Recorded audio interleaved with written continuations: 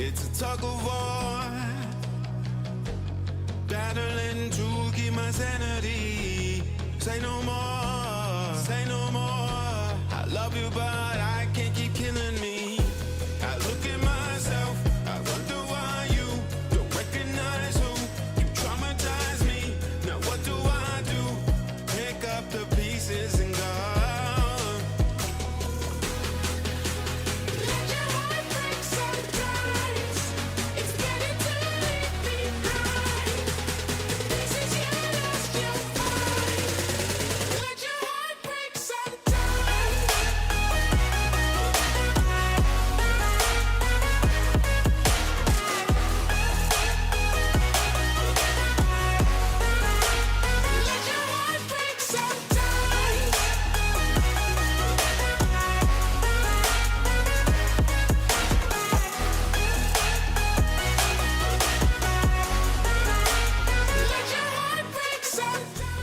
I've adored the time I had lived in this fantasy. Now I'm looking for a way to better me, a remedy. I look at myself, wonder why you recognize who traumatized me. Now what do I do? Pick up the pieces and go.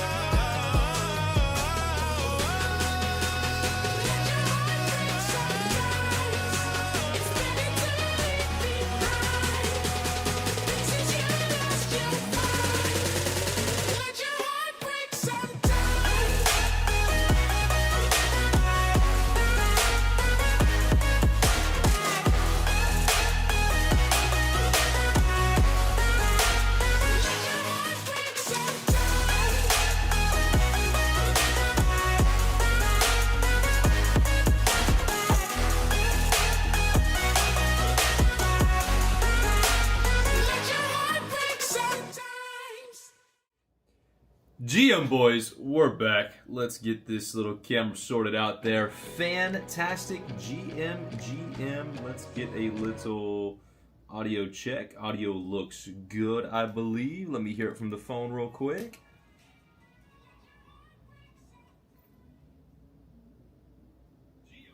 And we're locked in. Today's stream, how to set proper ranges in just the easy way. The complicated stuff we'll keep inside the 10K Fast Track, but this will just be a quick little live stream of just how to easily check and see, do I have the proper range set up for my liquidity pools? And I do have a call in about 50 minutes, so I'm going to try to keep this under 45. Let's go ahead and lock in. Let me go ahead and pull up TradingView. I might want to switch this to a screen share. Let's double check that. Oops, one sec. And it looks like we are good. Locked in. So when it comes to setting your ranges, first things first, as always, when it comes to liquidity pools, is asset selection. Do you have proper assets selected for your liquidity pools? Are you taking inventory of assets that are going to be around for a long time? That is of the utmost importance, because when you're running liquidity pools, yes, we're earning money, yes, we're making fees, but it's very important that you never forget that both of the assets in the trading pair you do have exposure to. So if you are in something, like for example, let's say we're looking at Brett. If you're in something that has only done this, you are still going to get wrecked by that. This goes for any asset. So you never want to sacrifice quality chasing an APR. APR is the last thing I ever look for. It is the last thing that is a determining factor if I am going to open a pool or a range. Hopefully that makes sense. Really want that to land. So when it comes to setting your assets, when it comes to setting your ranges, you are picking assets that hopefully you already have conviction in, you already believe in. You shouldn't be just shopping, buying random assets for your liquidity pools. And now it's important to understand how exactly the relationship works, right? For example, if we look at SUI's chart, we got pulled up right here. You see SUI divided by the US dollar. So this is the normal price action chart you're used to seeing. You are used to seeing that SUI is worth 77 cents right now. So if you're opening up a SUI USDC pool, which is because USDC is pegged to the dollar, These are going to be traditional ranges that you're used to seeing. Now, if you're looking at a position, let's just keep it with SUI. It's going to be easy for a second. If you're, say you're doing SUI to Ethereum, this is just a random example. You'll notice that I get questions a lot like, hey, how do I find my range on these two assets? How do I find my range on that? And well, the equation would be instead of SUI divided by the US dollar, you need to find a way to see SUI divided by Ethereum or Ethereum divided by SUI, depending on whichever way you want to look at it. It's the same relationship, just inverted. So in this case, if you're using TradingView, up here at the top right, you'll see USD. You switch that, and you'll have some options for assets. They're not all going to be here. So depending on the pairing, this may be hard to see. But say it's just Ethereum. Boom. I can switch that chart. And now the numbers I'm seeing, it's SUI divided by Ethereum. So it's not how many dollars does it take to buy a SUI, it's how much ETH does it take to buy a SUI, right? So if we're looking back at the dollars, just envision this right now. SUI is 77 cents. Why is it 77 cents? Because it takes 0.7759 US dollars, which is 77.5 cents, to buy one SUI. So if we switch this to ETH, you'll see that it takes 0.0004 ETH to buy one SUI at this moment in time. So this chart you're looking at, it's tracking that relationship. And this is how liquidity pools are going to operate. Obviously, if we flip it back to USD, it's going to be a lot easier to set your ranges and keep those in range because this is the price action you're accustomed to. When you're talking about asset to asset, it does get a little more tricky because it's two moving assets, right? So whenever you see this chart going up, you might think that, or let's talk about going down. When this chart's going down, it means that SUI is underperforming Ethereum. If you're used to looking at a stable coin chart, you might think that this just means SUI is going down. SUI could be flatlined and Ethereum is just going up by a large amount. And then it's going to start costing less Ethereum to buy a SUI. So again, keep in mind, this is an actual relationship between two assets that you're tracking. Now let's go back to stables to make it actually real quick.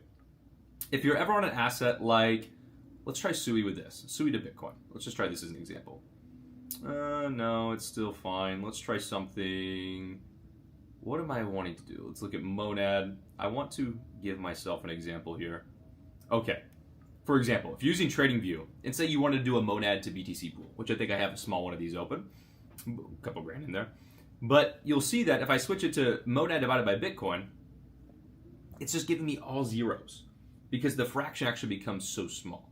So if you're looking for this information to get the proper charting, you might have to go to a different site. You could try something like, you could do DEX tools potentially, depending on the blockchain, or you can try DEX Screener. And this is going to allow you to, for example, I could type in Monad/BTC. Oops. Let's change the chain to Monad. And I actually might go ahead for this one, just type in BTC. Chain. Go back to Monad again. Monad. Apply. You see we can find wrap Monad to wrap Bitcoin, for example. And initially, it is going to pop up your chart in wrapped Bitcoin to USD again. This is the usual numbers you're used to looking to. You want to click this button up here. Switch that to wrapped Monad. And now you'll be able to visualize the chart in that actual pair relationship. Hopefully that makes sense.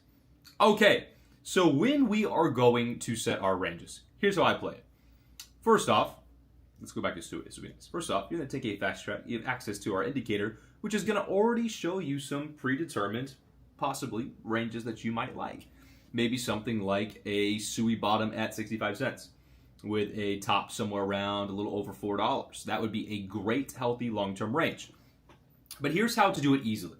We have advanced systems in the 10K Fast Track, advanced formulas you can use. That's all fantastic. You can copy whatever ranges you see here on screen. I don't care, because if you don't understand it, you're going to fuck it up. But here's how I do this super simply. I take a look at my asset. Right now, I'm on the weekly chart. The lowest I go is the daily. Let's flip it to the daily. God, that got messy. This is the lowest I go. Lowest time frame I go. Because if you're trying to set ranges based off anything smaller than that, let's go to the 2-hour chart, which is ridiculous. It's going to get super, super noisy.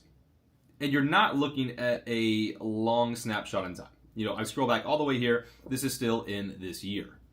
I like looking at the daily or the weekly.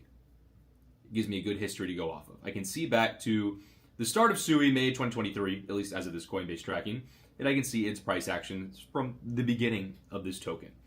And it lets me see on a high time frame where the support and resistance levels are. These are key. When it comes to setting simple ranges, I like to think about my bottom, where I'm betting a bottom on SUI would be, or where my biggest DCA point would be. If SUI's coming down to the 65-cent mark, my pools are going to DCA into a 100% SUI. That is a great zone where I would like to be buying 100% SUI anyways. That's where I'm full porting USDC. We're very, very close. We touched that part of this range here. We went down to it. It's a great entry on SUI. You might want a little more of a conservative range down to, you can go lower. Or if your bottom is set at 65 cents and we go down to 55, you can also choose to do nothing and just wait it out, because anything below 65, I'm buying SUI aggressively. When it comes to the top, this is more important so than the bottom, because if at the bottom it goes out, you can just hodl back like you used to, back to your old ways. The top is very important, because this is actually where you can lose money, is if you fuck up the top. It's the most important. I'm looking for a level of, again, resistance to the upside, something hard to break through. Maybe at that 440, maybe close to 410. If you want to run a tighter range, maybe you're looking at something in like 220, 225. It's an option. It's not how I'm going to play it, but maybe you'd like to play it that way. Here's the problem. Here's the most important thing to remember.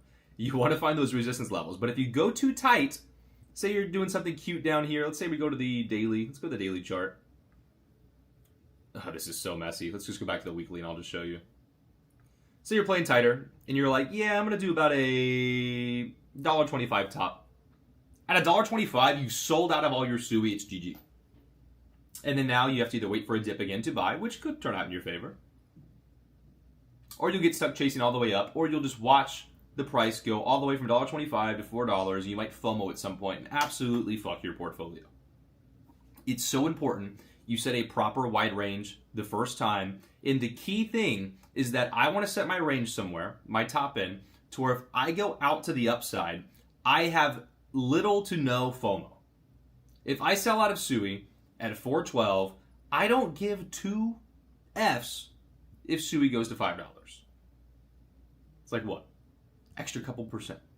I'm not tripping about that. I'm not tripping. If you want to see the actual breakdown, let's look. 417 to, let's say, all-time high. You're looking at, 25 to 30%. Maybe. Slightly that I've missed. Not to mention, again, you're in an LP. But if we go past that or let's say, top of this right here. Let's take that to the top of our bar at 445. Talking about a 20% difference. I'm not going to be chasing over 445. Why are we looking at SUI? It's just a chart, for example. It's a newer coin. It's less messy right now. It's just a clean chart on the weekly. When I was showing ETH, it's just looking a little messier. This works for any asset. Again, the important part. The top of your range needs to be somewhere where you're not going to FOMO back in after. If you have an Ethereum pool, let's go to Ethereum, if we don't like SUI.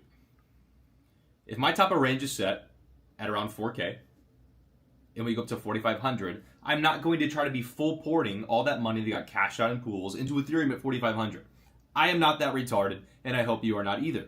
If you put your range too low, and you have it at 2K, or if you have it somewhere at 2.5 or 3,000, there may be a lot of temptation to chase that and then rebalance, and you're going to fuck yourself, because you're buying ETH at a lot higher price than you sold it. This is so, so important. The top of your range is the most important thing to get right. Let me know if this is landing. Hopefully it's landing, chat. So you want to set proper wider ranges. The wider you go as well, let's go back to our SUI example. The wider you go as well, the longer you're going to hold that asset for, which again is going to, one, keep you from FOMOing back in too high, but you're going to make more appreciation on the run up. And depending on the asset, the APR is not going to justify going tighter. If a wide range on SUI, let's say from 65 cents to $4, let's say it's even only paying you 30%. Okay, 30%.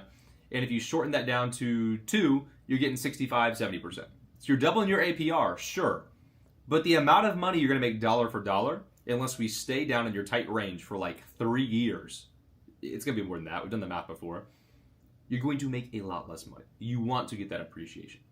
If you're running the full flywheel we teach in the 10K Fast Track, you're going to be getting even more appreciation because you have your collateral bags on the back end, which again, when you get cashed out, those collateral bags will still keep running up for you.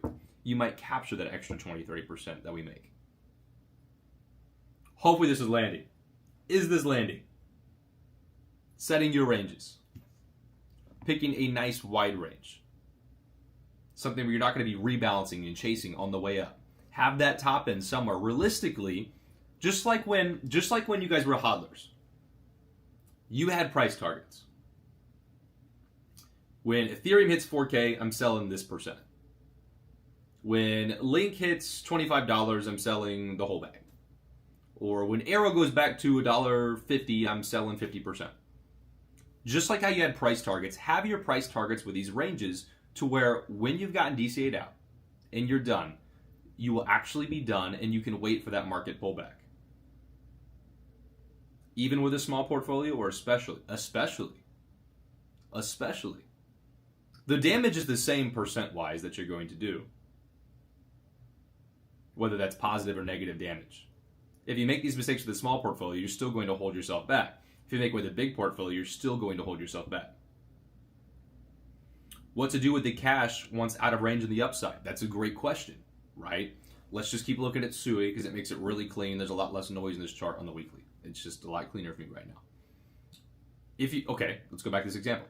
If your top of range was only 215, that is a lot harder question to answer, right? Now what?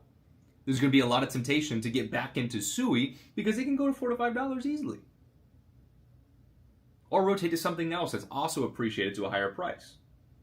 It's going to be a lot harder to sit on the cash and lend it out for 10%. It's going to be a lot harder to buy gold or something with it and lend that out and make some extra APR as well. If my SUI pool is cashed out at $450, and the question is, well, what do I do with the cash now? It's so much easier and it's a much clearer picture. Because SUI's at all-time highs. Very dangerous time to be buying. Very greedy time to be buying. So I can take all that cash, which again, will have appreciated vastly, take that cash, lend it out, maybe make 5% APR, maybe make 10% APR depending on where you lend it. You can buy gold with it. You can lend a gold on Morpho. I think lending gold on Morpho was earning 5% on gold the other day. You can run a whole flywheel with gold if you wanted to. But the picture of where that money goes becomes much more clear. You said top of range on BTC is 120. Beautiful, right? 120. Look, there's a nice little weekly indicator right there at about 120. Great cash out spot. If Bitcoin hits 120, yeah, let's say Bitcoin is going to pump through 120 to, let's say, 145. A lot of people were calling for that in October before we crashed. Only an 18% difference, which when we're talking about running from down here at 65, that's not that much more. It's just not that much more. And if you've cashed out your Bitcoin at 120, even if we go to 145, are you willing and able and okay to watch it go to 145 and not freak out like, oh, you fumbled the whole bull run? Because in reality, you didn't. You maybe sold a little too early. That's beautiful. Because that's where most people make money in crypto, is selling too early. Trust me, I've seen it millions of times, made the mistakes. I've also done it right, selling too early. I played each side of things. So at 120, you're sitting on cash. You can wait for the next October. Or you can wait for the next just mini dip and then get some exposure back in, DCA your way back down, open new pools, new ranges. When your pools go out, you've been cashed out. If you have proper ranges as well, that is a good personal signal to yourself to start selling some of your core collateral. If Bitcoin hits 120 and you notice your pool's out of range of the upside, that's a great signal that all your collateral, your Bitcoin, that got all the raw appreciation, it's a great time to maybe at least take out, I don't know, your initial investment. Leave the profits if you want, so you can catch that extra 18% on those if you really want. But if let's say you throw 20K in down here, and that 20K doubles, keep the numbers smooth, doubles up to 120. So now you have 40K. Take your initial 20 out. Do you keep the pool open and let it hopefully fall back into range when the bear comes? You could. I don't always. If you're expecting the bear coming, you could open a short or at least try to go neutral on your position and start to short on the way down. That way you're still earning an APR. Or you can simply just sit on cash, take a break for, 6 months to a year while the worst of the bear market happens, and then open it up and still maybe neutral your exposure, start to just DCA in and be comfortable with the long game. I don't like shorting that much. Shorting is a way that you can get wrecked pretty hard. I wouldn't be negative. I wouldn't over short. You can neutral, but just be careful of shorting. A lot of people do it. They get greedy, and if we get a pump to the upside, you can get fucked so fast.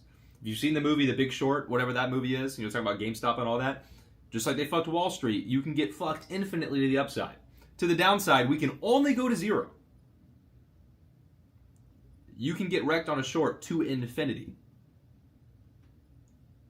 So I do want everyone to be careful when it comes to shorting the market, because there's literally infinite downside.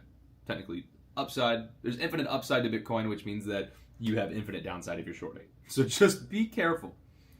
Be careful with it. All right? And some of you, let's take a peek here. Where was I at? So again, I'm just trying to set ranges to top and bottom. Where is a great DCA in at the bottom for me? Where do I not think the price is going to go below? And if it does, I can just be buying more. I can maybe snuggle rebalance on the way down. I could pull out of the pool, add in more collateral, loop things around. There's a couple different options, which we can break down in other videos. But the top side is the most important thing to get right.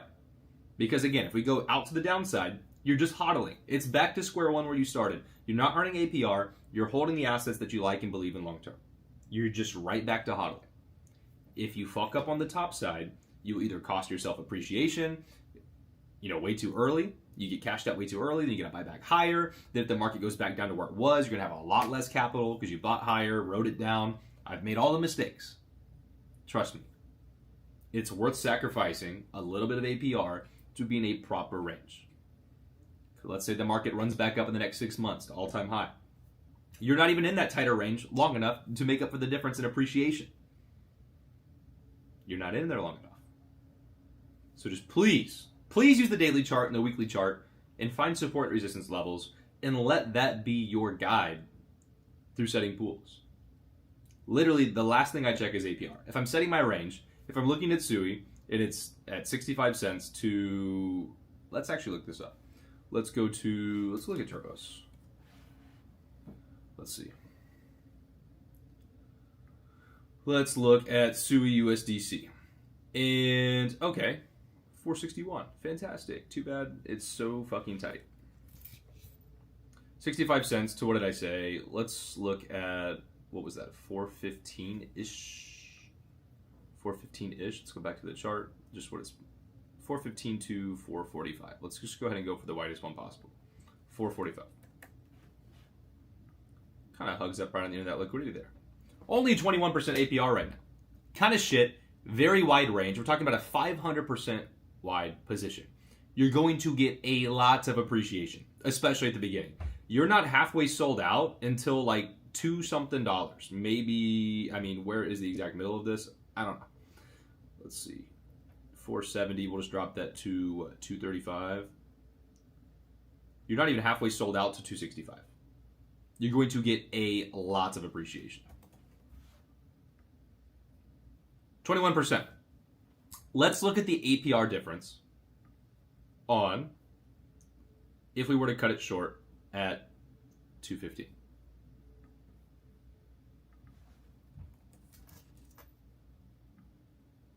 $10% a year more to absolutely fuck the potential of your portfolio. Okay, now it jumped up to about 50%.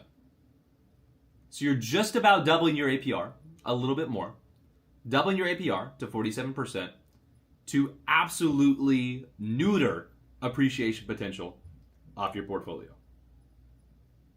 Right?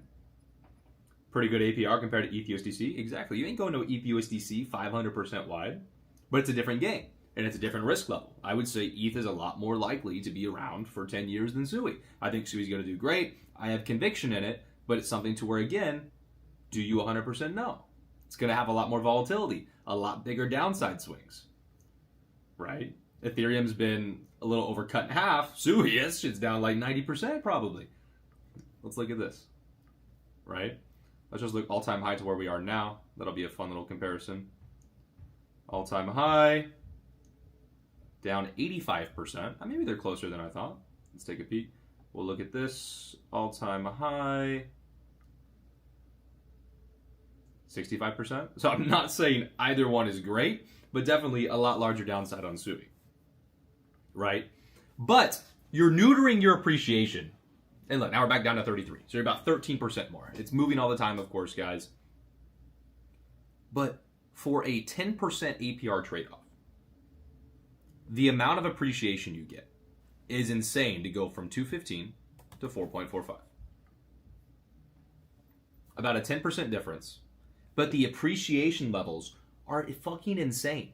You're still holding 50% of your Sui at that, 265? Which is where, so you're getting lots of appreciation is the point. To where at that 225 mark, wherever we were at, you sold out way before then. You're already done. You're done with the game. And this is where you have to be able to think long term. And you especially shouldn't do some shit like this. Unless you literally are only short-term trading, even 125 is doing 54%. God damn, what does it want you to do to get those crazy APRs? Hang on. To get 10% a month, you got to go 0.65 to 0.85. I would only be doing this if you're someone that is short-term speculating on Sui. And even then, if you're buying right now, you're buying a majority USDC, which is absolutely insane. I don't know. I don't see any way this is really beneficial unless you delta neutral and you short-term play this. And it's just not what I teach. I don't think this is fundamentally something good to do for your portfolio. Let me read comments real quick. Pretty good APR, yes sir. So if I go to range to the bottom and I'm holding, let's say, ETH, do I put that on Mr. Aave and borrow against it and get back into the pool? Exactly. You have options. Let's talk about the options. When we're looking at Ethereum, let me get rid of this shit. Let me just turn off these boxes for a second because I can't fucking see anything. Okay. Let's break this down. What's this line right here? 1800. Okay, let's talk about if your bottom on Ethereum, let's say, is 1500. This is a great example. 1500, which is the crosshair right here. You'll see that it cuts across to out here. If your bottom's a proper bottom like 1500, in April, for a week, I was outside of range at 1450, and I started buying more Ethereum. You can choose to do nothing and leave the position open. The best thing to do depends on the level of aggression and leverage you want to take on. You could, let's say you bought in, you had a proper range down to 1500, let's say, but you bought in around 2.5K. So price came down, you're earning APR. When we go back to 2.5K, you're still break even again. What you could choose to do, which is what you're mentioning, is that say you're DCAing down and at 1500, you've converted all to Ethereum. You could take all that, loop it into Aave like you're mentioning, just deposit straight Ethereum onto Aave, borrow new capital against it, which will be a smaller amount than your initial pool because, again, you're borrowing 30 to 40% of what you just deposited. So you'll have smaller cash flow, but you're going to have a lot more Ethereum exposure. And that's what I did in April. And getting a lot more Ethereum exposure at 1500 is a 3x to 4500.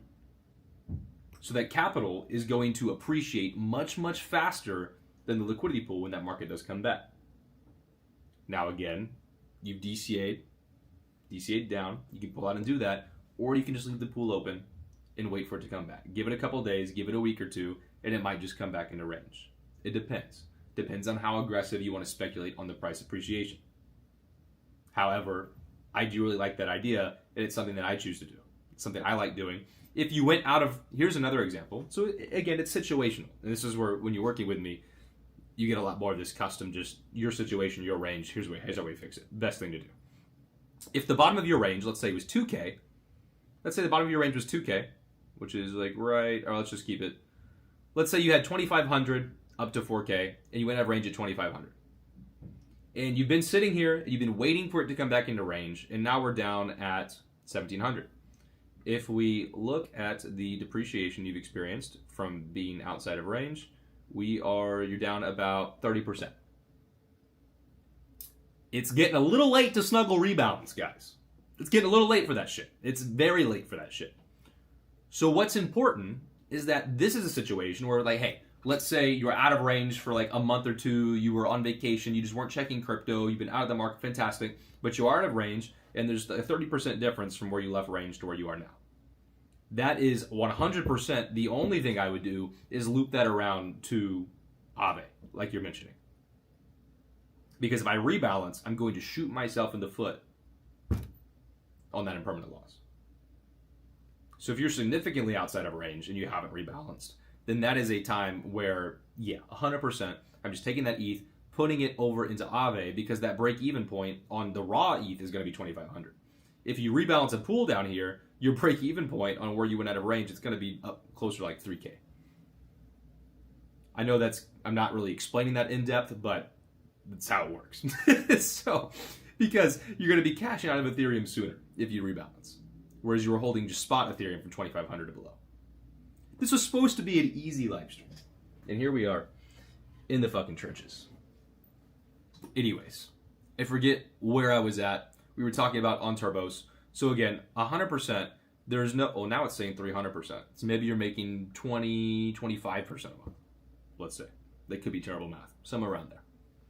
You would have to be in this range for still months, like a year, over a year, to come close to the appreciation that you will experience on just having a wider range. Because you're not going to get a full, like, 5x off of this. Right? Probably land closer to, like, 3.2. And so if you were running a tight range like this, let's just say to get 300%, you'd still have to be in this tight range for a year. And that's if it's doing this. We saw a second ago it was saying 120. So this is always going to be fluctuating. But that's the difference. And even on that super wide range, you're still earning 40%. If you're trying to get cute, and again, 445, you're trying to just play like the middle area, you're only earning like 10% more. And you're shooting yourself in the foot on so much appreciation.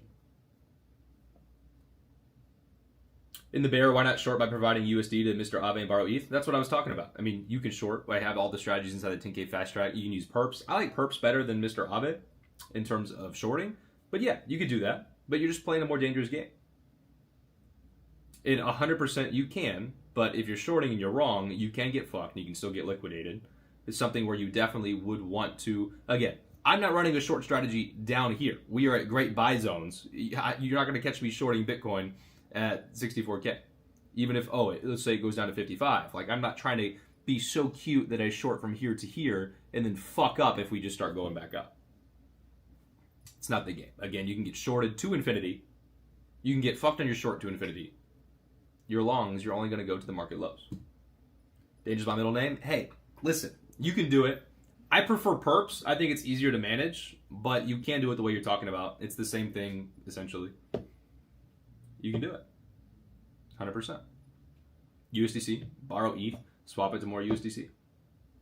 Or you can throw it in a pool, and then it will kind of do it for you. You'll start with a lot of USDC, and you DCA back into ETH. Either way. What time is it? 4:40. I got like 10 minutes. Was there anything else that I wanted to mention? I'm going to pull up the 10K fast track, just setting your ranges module, see if there's anything in here that I would want to discuss on here.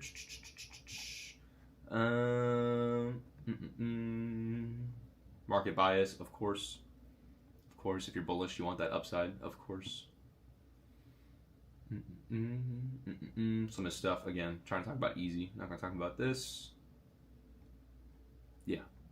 When it comes to, are the fees higher as a perps? Yeah, I mean, it can be. But again, if I'm shorting, it's very short term, or it's micromanaging.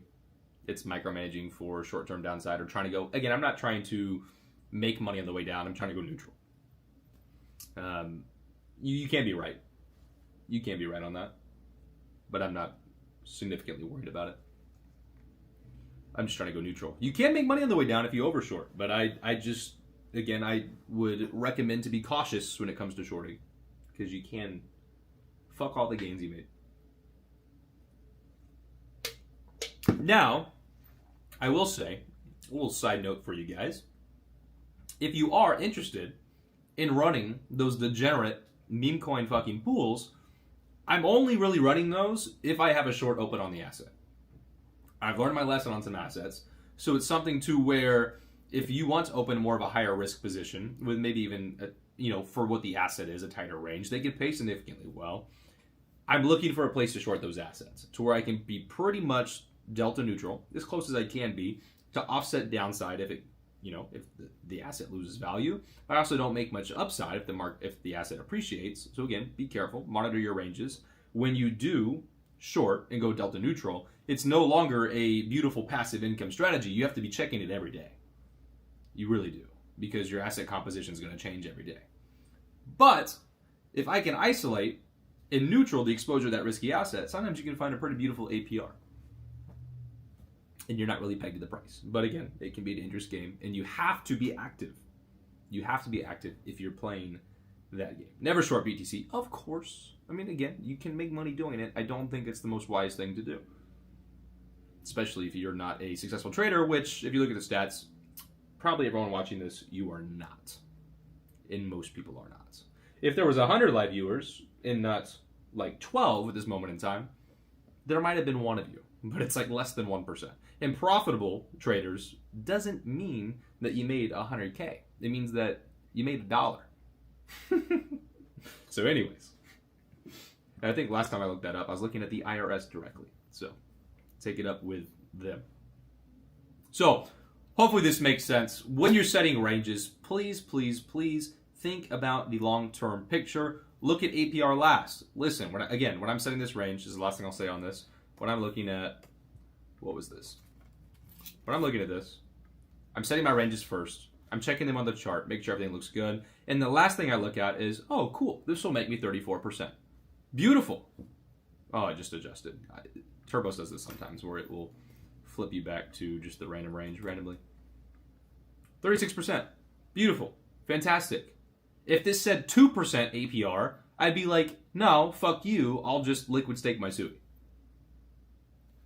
Or some shit like that. Or just Lin Sui. But it says 36%. That's fantastic. It's the game I want to play. I love this business. I love the flywheel system. It is what I will do. And 36% for that is fantastic. Again, if it said 4 to 5, be pointless. Be pointless for me. So hopefully that makes sense. APR should come last. That is the last thing that you should worry about. You should be looking for quality assets, then finding ranges that you like on those assets that are long-term and make sense on the long-term, even if it's asset to asset. If you're looking at, let's just pretend again, SUI, Ethereum, like we were looking at earlier. Again, you still want to go wide. You still want to use the weekly. You want to try to find support resistance levels. Let's see. Let's see what it's suggesting for us, which will be interesting. Oh no. There we go. Okay. Maybe not. Maybe I'm retarded. Where's my boxes? There we go. You know, I don't really like these boxes. Look at the daily. Holy fuck. Chill the fuck out. Chill out. On a relationship, it's the same way though. You're looking at the support resistance of the asset to the other asset. You know, if there's a significant bottom here, significant resistance down here, maybe you want to kind of catch it a little lower on the SUI to Ethereum, be looking down there. Getting a lot of SUI exposure down here, and you're exposed to both assets. And look for a spot when if you get sold out of all your SUI into Ethereum, you're fantastic with that. That's A-okay. A lot of resistance up top here. Could literally just put it at 0.0012. That's fine. This is just a random example, but it goes for any asset-to-asset pairing. Hopefully that makes sense. I gotta jump off in, let's see, also have a Uber Eats delivery in 10 minutes. That's fun. Been making like homemade, high-protein, low-calorie pizza. Like the whole pizza is like 600 calories, big 12-inch pizza, making the dough from scratch. Just a little something fun on the side, so a little something to keep me entertained. Pretty interesting. You want the recipe, let me know. But, yeah, boys, third white monster of the day. I have a call in about 10 minutes. Going to jump off here in just a second. I will check chat, see if there is any hanging questions. Shorting, danger's my middle name. Fees, yes sir, yes sir, yes sir. Teach, of course. Mint the ATR bands. You ever look at the ATR bands? I think they're called. Yeah, sometimes. Yeah, I think it's actually when I had my screen up there. You can see the ATR bands, which is great and all, but not something I use every single day. Not when it comes to easy setting long-term wide ranges. If you're trying to be a little tighter in the game, fantastic. But for me, you know, we have a lot of our custom tools. Like this looks so messy on the daily. I absolutely hate this shit on the daily. It looks so messy. Let's see. But it paints you a nice clean picture on the higher time frames for sure of what's a good idea to put your ranges at. But yeah, ATR is already preloaded. Use it sometimes. Teach it in 10K Fast Track. There's lots more inside there as well. But of course, yeah, the more things you can add to improve and qualify your system, the better. But this is a simple live stream. It's a don't overcomplicate what can be simple. We don't need to reinvent the wheel. Just like when it comes to DCAing or when you are a hodler, you're looking for highs and lows. You want to buy low, you want to sell high. The pool does all those things for you. So make sure the tops and bottoms, which is the start and beginning, or the beginning and end of the buying and the selling, are in the right places. Fundamentally, just make sure you're not fucking retarded, guys. If you show me a range, if I get another comment and says, hey, I have SUI 70 cents to $1, do you think this is too tight? I'm gonna freak out. I'm not gonna freak out. I'm just gonna watch you lose money. It's fine. It's fine. But I don't want you to lose money. Cool. GG. Going to run. Any updates? Let's see. Any updates in the personal life? No. Got another draft of the book. Cool. Chilling. Fix some issues. Some mistakes inside that I just noticed by a little proofreading. Fantastic. Should be coming to you guys soon. We'll talk about it a little more. Link to the 10K Fast Track, of course, as always, is down below. Yeah, on the diet, down to like 172, which, yeah, I'm getting fucking lean. I was like 185 to 190 in Thailand. So if you guys watch those videos, down like 15-ish pounds from there. So life's going good. Everybody lock in. Set your systems up for success. Long term. Don't overcomplicate the basics. Buy the dip. Still great DC opportunities right now. Could we get lower? Of course. I think Fed interest rates, what? They stayed the same? They're supposed to come to a decision and it's the same, I think. I think I saw that today. So, yeah, business as usual. Quit waiting on someone to save you. Quit waiting on the Fed to announce a new rate change to get you appreciation or to get you a better entry. Just do the work. Don't overcomplicate it. Set your systems. Run the flywheel. Start making cash flow. Use the cash flow to enhance your portfolio and or enhance your life. And just run the game. Keep working. Once you get enough cash flow coming in for the DeFi portfolio, you can start to focus more of that time that you'd spend working a job that you hate but is making you good money into something you're passionate about, or a job you actually care for, or a business you want to start or run, or whatever that may be for you. You all have different hopes, different dreams.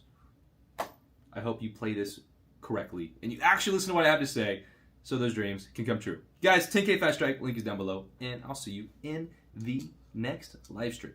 GG.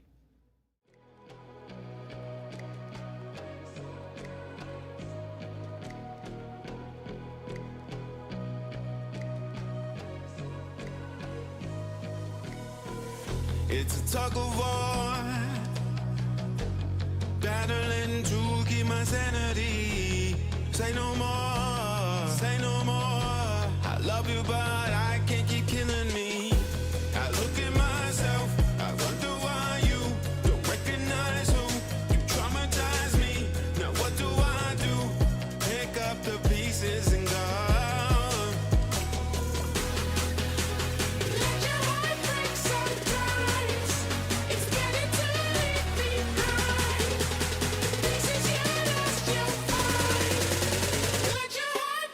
Sometimes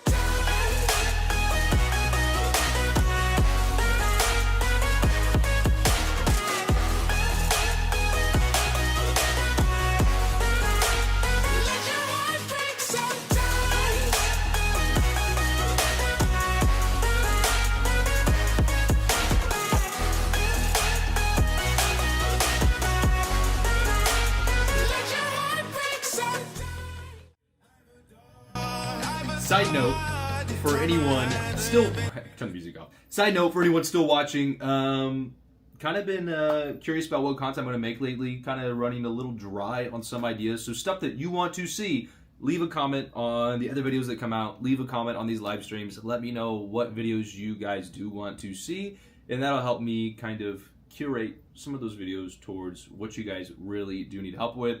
Been having I always just make what I want to make, but lately, I wouldn't say unpassionate, but lately I just feel like I'm talking about the same things a lot, so I want to make sure that I'm giving you guys, what is still valuable for you and your needs at the lows in this market. So boys, again, GG, take care, and I will see you on the next video. See you boys.